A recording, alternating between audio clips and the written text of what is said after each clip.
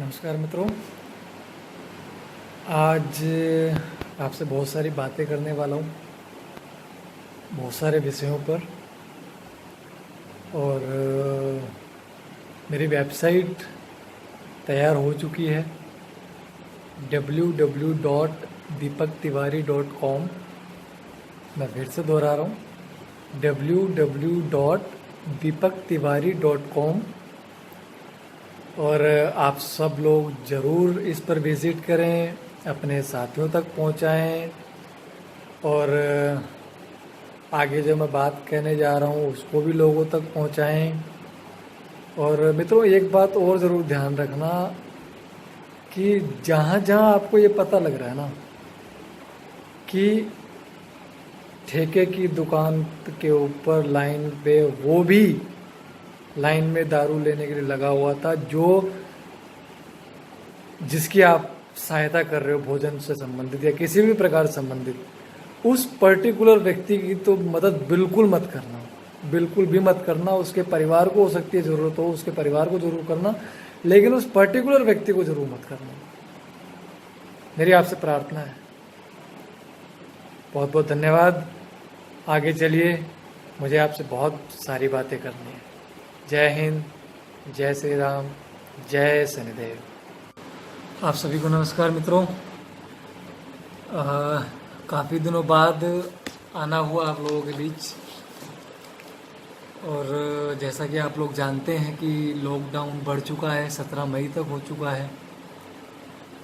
और इन्हीं के बीच कई सारे विषय भी हुए हैं। दिल्ली में लॉकडाउन के बढ़ने के बावजूद इतना कुछ हो रहा है, इन सारे विषयों पे मैं बात करने आया हूँ आपसे। और बहुत लोग इस लॉकडाउन में जूझ रहे हैं। काफ़ी सारी समस्या हो रही है उनके साथ, जो पहले भी हुई थी और आगे भी अभी लॉकडाउन जब तक बढ़ा है उसमें भी होगी। आर्थिक रूप से भी होगी, सामाजिक रूप से भी होगी, पारिवारिक रूप से भी होगी, जिससे उभरने में उनको काफ़ी समय लगेगा। लॉकडाउन के बाद भी काफ़ी समय लग सकता है उनको इस चीज़ से उभरने के लिए।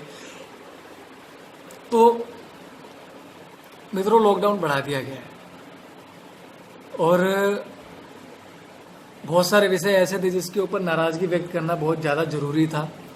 आप लोगों के समक्ष अपनी राय, अपनी बातें और आप लोगों से ये राय जानना भी ज़रूरी था कि ये क्या सही हो रहा है या गलत हो रहा है।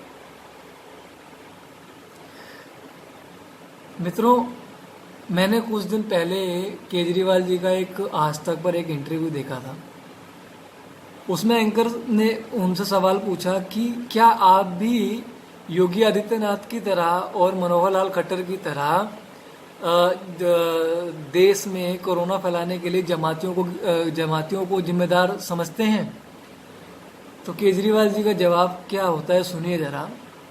वो कहते हैं कि जमातियों को ही इसका मुख्य कारण मान लेना कि देश में कोरोना जमातियों के कारण ही फैला है, ये ठीक नहीं होगा। मैं इस बात को सही नहीं ठहराता।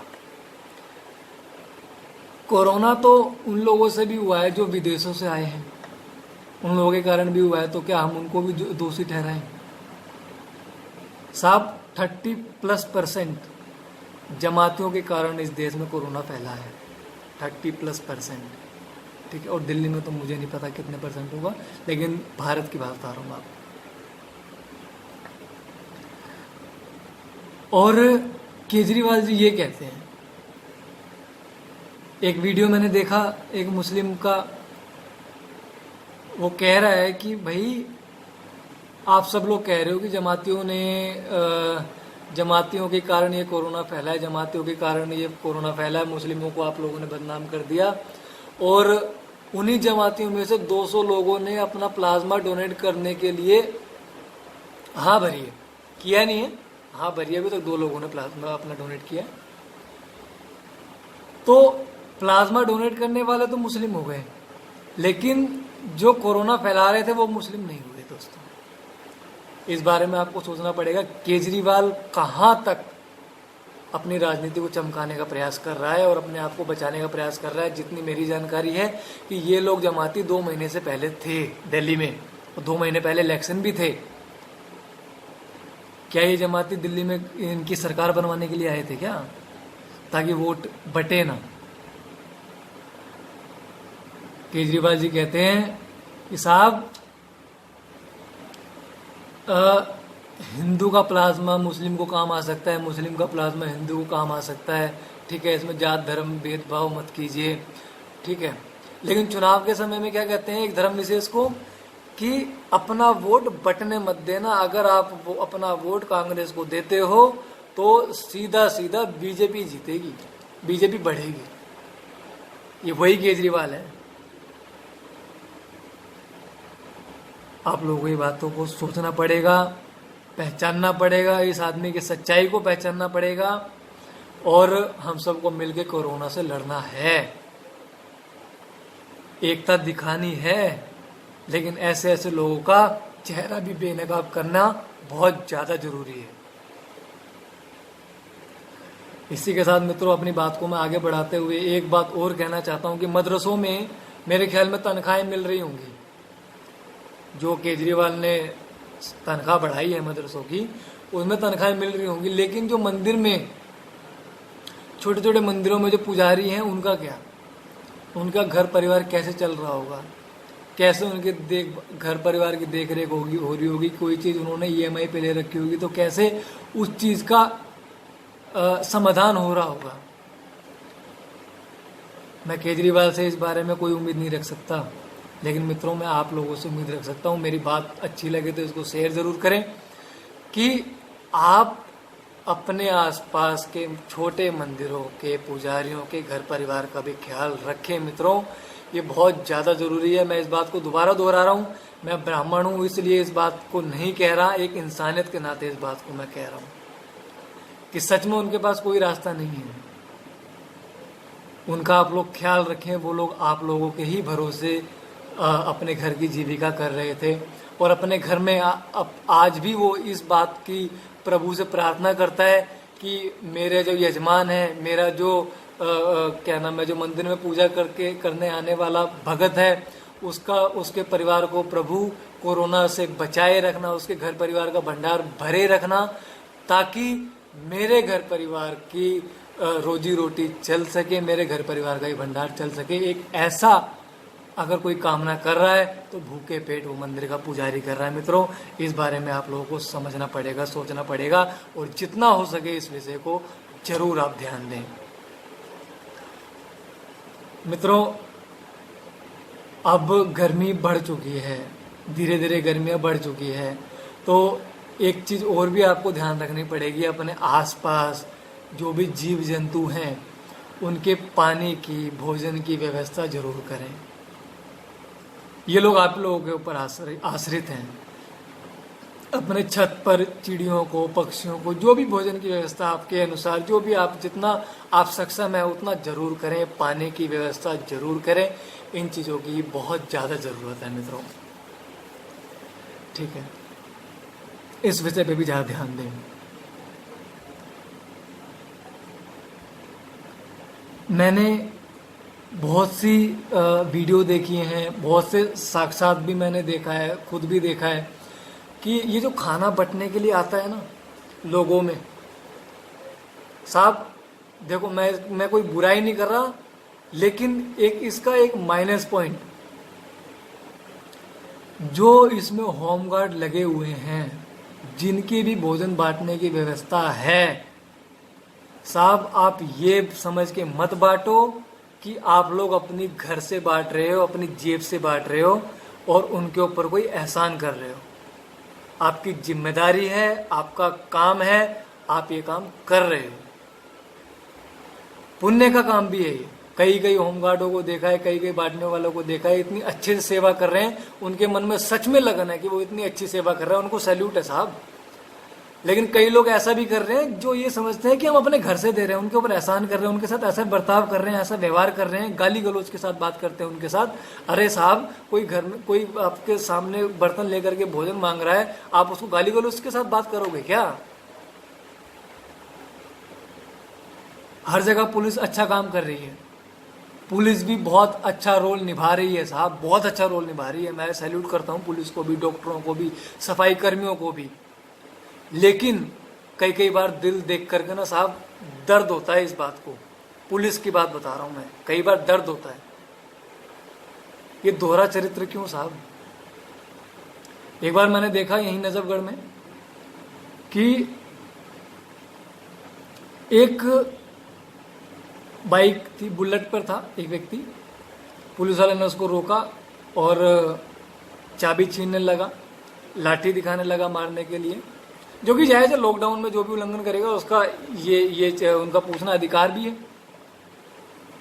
साहब, उस आदमी ने बोला मैं फलाने गांव का हूं, अगर मेरे साथ कुछ भी हरकत करने की सोची तो ध्यान रखिए यहां पर उल्टा खड़ा नहीं होगा तू, और तेरे साथ क्या होगा। साहब, उस पुलिस वाले ने उसको हाथ नहीं लगाया, उसको जाने दिया।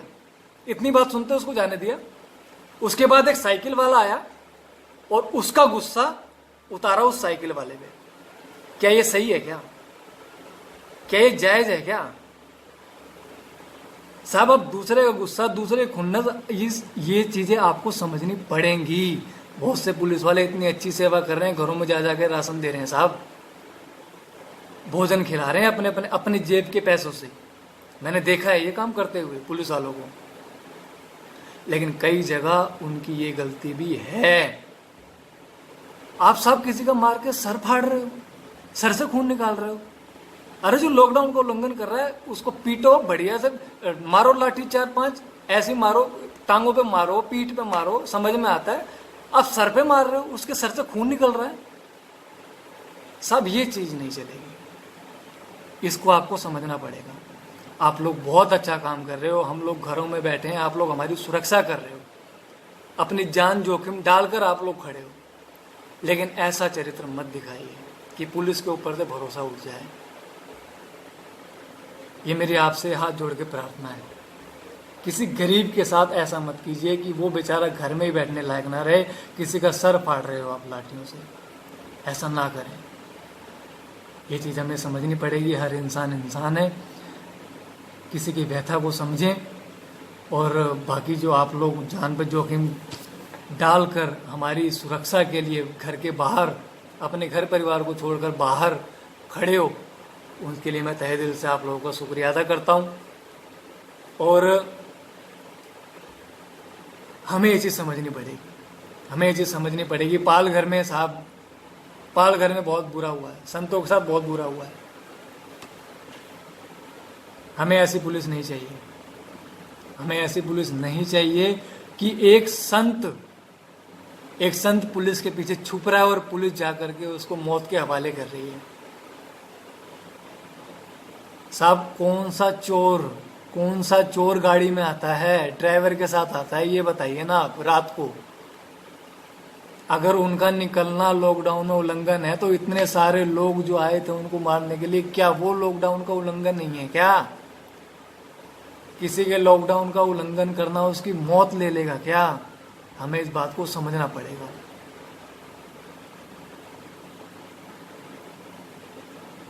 इस बात का आप लोग जरूर सोचें। और फिर एक बार मैं अपनी इस विषय को ख़त्म करते हुए दूसरे विषय पर आता हूँ कि पुलिस वाले हमारा बहुत सपोर्ट कर रहे हैं, साथ दे रहे हैं, अपनी जान पर जान हथेली पे रख के हम अपने घर के बाहर खड़े हैं, अपने घर परिवार को छोड़कर हमारी सुरक्षा कर रहे हैं। लेकिन जो पुलिस वाले ये काम कर रहे हैं वो काफ़ी निंदनीय है, ये अच्छा कार्य नहीं है। ये चीज़ आपको समझनी पड़ेगी, सोचनी पड़ेगी। इसी के साथ मित्रों,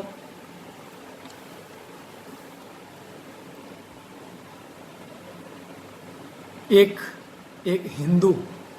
हिंदू दुकान वाला अपने दुकान पर हिंदू झंडा लगा लेता है, हिंदू दुकान लिख देता है या XYZ जो भी लिख लेता है, उसमें आपको हो जाती है समस्या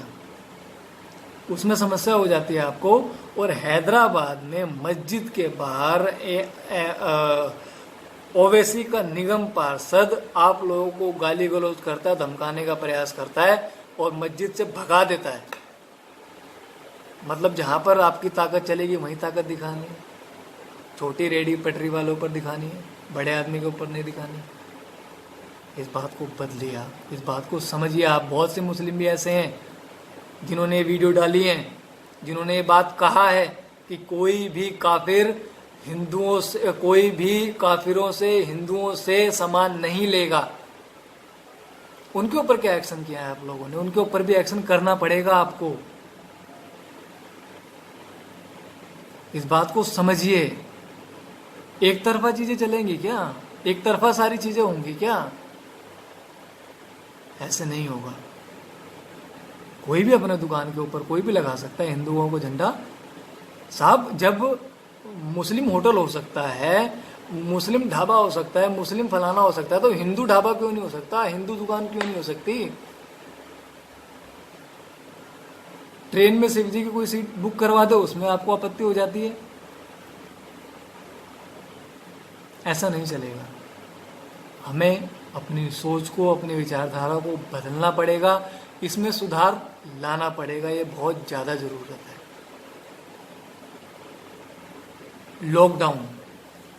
लॉकडाउन बढ़ चुका है साहब, लॉकडाउन बढ़ चुका है। हमें और सुरक्षा की ज़रूरत है, लेकिन इस केजरीवाल के भरोसे मत बैठना साहब। केजरीवाल के भरोसे मत बैठना। मंदिर बंद हैं, ठेके चालू हैं साहब। मंदिर तो आपने कर दिए बंद और ठेके चालू हैं। ठेकों से कोई समस्या नहीं है साहब। जिस हिसाब से लॉकडाउन का पालन ठेकों पर हो रहा है लाइन लग के, उस हिसाब से मंदिरों में भी हो जाएगा। क्या समस्या है?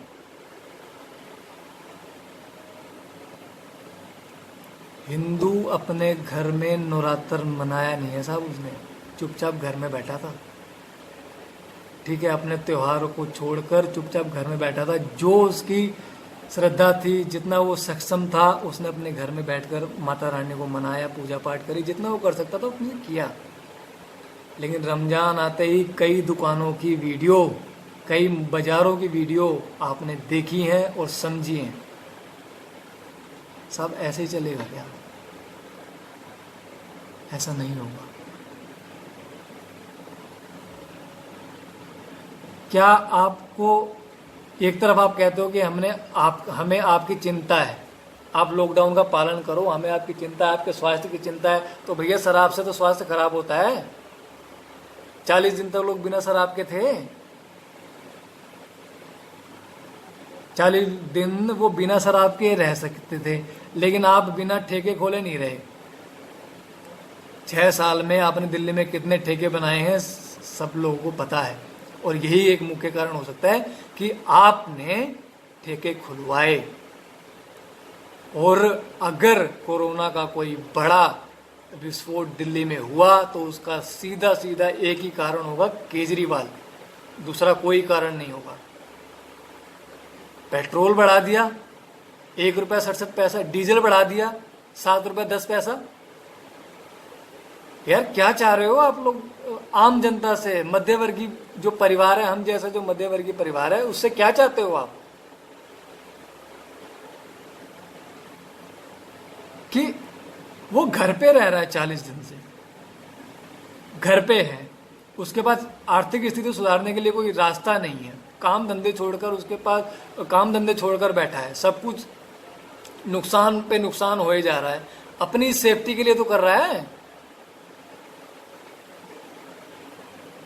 काम धंधे छोड़े आम आदमी, ठीक है, अपने परिवार के बड़े बुजुर्ग को डिप्रेस में देखे आम आदमी, ठीक, बाहर अगर भोजन कोई खिलाता है, बाहर कोई सेवा करना चाहता है तो वो भी जनता, ठीक है।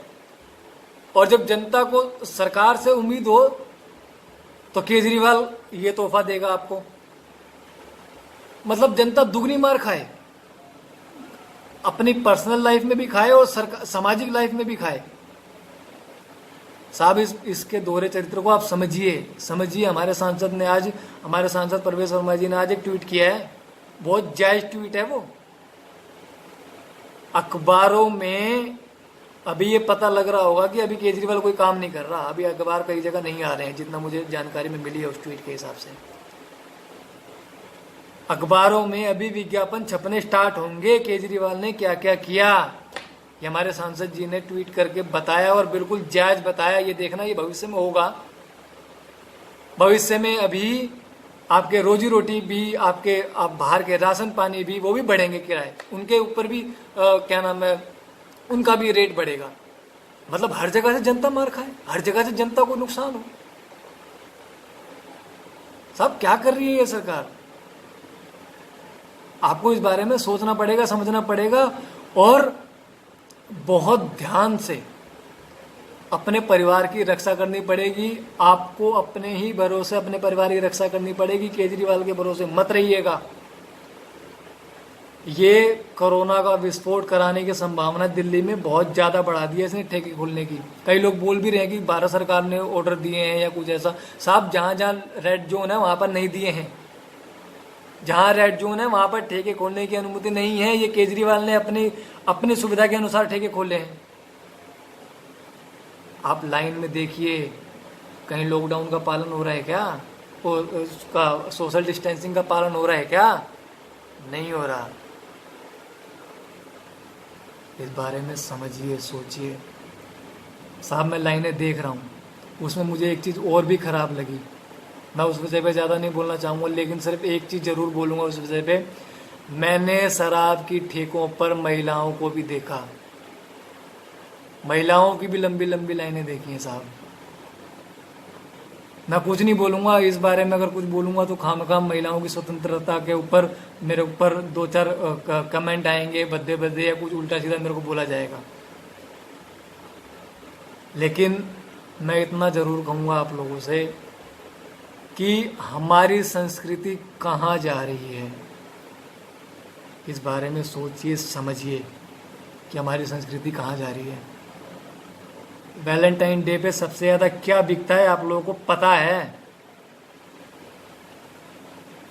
हर घर के हर लोगों को, हर अपने माँ बाप को अपना बच्चा प्यारा लगता है, उसकी कोई गलती नहीं नज़र आती। लेकिन ये कड़वी सच्चाई है, माँ बाप को अपने बच्चों के बारे में उतना ही पता है जितना उन्होंने देखा है या जितना उन्होंने बताया। बाहर जाकर क्या कर रहे हैं वो उनको नहीं मालूम। इस चीज़ से थोड़ा सा हमें सतर्क रहना पड़ेगा। और मित्रों देखो, एक महत्वपूर्ण विषय और भी था कि इतने दिनों अभी और भी कुछ दिन अभी लॉकडाउन का समय है, आप लोग घर पे रहेंगे। तो एक बात मैं और भी कहना चाहूँगा आपसे दोस्तों कि इस लॉकडाउन के अंदर ना कुछ लोगों को मौका मिल गया है सोशल स्कैम करने का, कि वो कोई ऐप बना रहा है, उसके तरफ से कोई फंडिंग अपने अकाउंट में डलवा रहा है, ठीक है। यह तरह तरह के स्कैम चल रहे हैं जो कि मेरी नॉलेज में भी आए हैं, ठीक है। दूसरा मैं एक चीज़ और भी कहूँगा कि जब घर पे आदमी रहता है ना तो उसके हाथ में फ़ोन ज़्यादा रहता है, क्योंकि आज के समय में टाइम पास का कोई भी एक विकल्प नहीं है हमारे पास, तो हम फ़ोन पे ज़्यादा लग रहे हैं। जिसके पास समझ है अच्छे बुरे की वो फ़ोन का इस्तेमाल सदुपयोग कर सकता है। लेकिन हमारे जो घर के बच्चे हैं, जो घर के हमारे बच्चे हैं, वो भी फ़ोन का इस्तेमाल कर रहे हैं। टाइम टाइम पर उनका फ़ोन चेक करते रहें, उनके फ़ोन में देखते रहें कि इस सोशल मीडिया के जरिए उनके दिमाग में कोई तीसरी चीज़ तो नहीं डाली जा रही।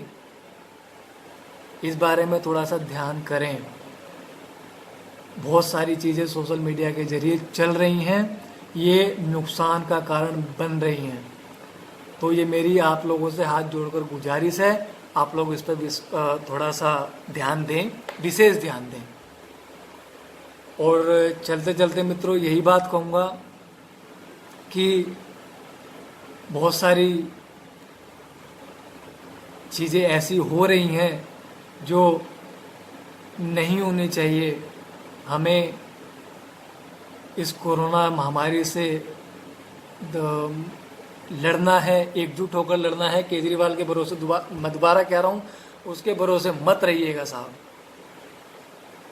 इन्होंने स्कूलों में, कई स्कूलों में ऐसे भी हैं स्कूल जहाँ पर बच्चा तिलक लगाकर स्कूल में नहीं जा सकता, कलावा पहनकर स्कूल में नहीं जा सकता, ठीक। अरे साहब ये क्या हो रहा है यार? आप भारत में ही रह रहे हो ना, हिंदुस्तान में ही रह रहे हो ना। ये सारी चीज़ों पर आपको ध्यान देना पड़ेगा, बदलना पड़ेगा। इन चीज़ों के लिए आपको समय समय पर आवाज़ उठानी पड़ेगी। और ज़्यादा ना कहते हुए मैं इतना ज़रूर कहूँगा अंत में जाते जाते कि मित्रों, आपको ये बात, मेरी चर्चा अच्छी लगी हो तो इसको शेयर ज़रूर करें। ऊपर मेरा यूट्यूब का लिंक भी दिया हुआ है, उसको सब्सक्राइब ज़रूर करें। मेरा ट्विटर हैंडल भी दिया हुआ है, उसको फॉलो ज़रूर करें। इंस्टाग्राम का हैंडल दिया हुआ है, उसको फॉलो ज़रूर करें। मेरी आपसे प्रार्थना है, जितना इस बात को फैला सकें ज़रूर फैलाएं। बहुत बहुत धन्यवाद, बहुत बहुत आभार। आप लोग अपने घर परिवार का, लोगों का, उनका खास ख्याल रखें और बहुत बहुत धन्यवाद। जय श्री राम, जय शनिदेव, जय हिंद।